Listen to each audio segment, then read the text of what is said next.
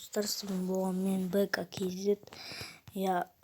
арада көп айлар өтті. Мен көп ай өтті, бір 2-3 айдай шығар, мен ауырып қалдым.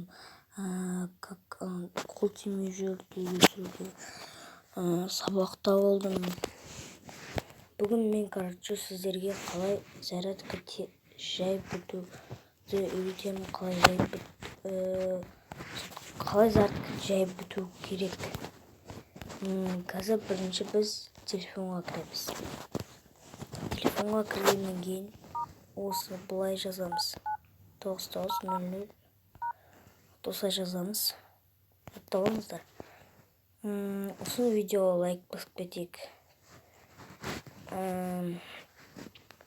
Давайте, достар, осы видеоны 20 мың лайк қылайық. Осы затты басамыз.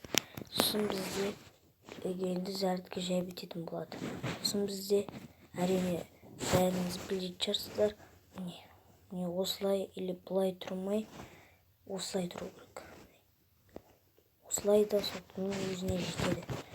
Сосын біз бірінші настройка береміз. Бізде настройкада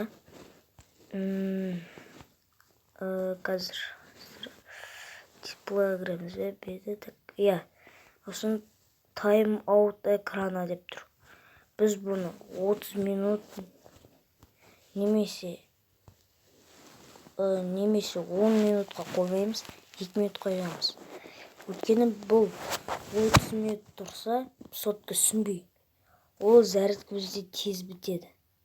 Ал бізде 2 минут или 1 минутта болса, ол жай бітеді. Яғни бізге 2 минут жарайды, или өздеріңіз білесіздер, маған мысалы 2 минут жарайды. Сүнбей тұрса 2 минут.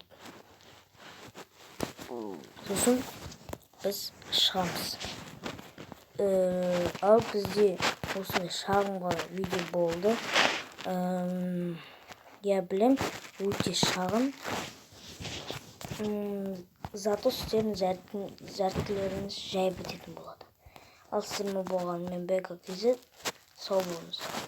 Видеоға лайк басып кетіңіздер.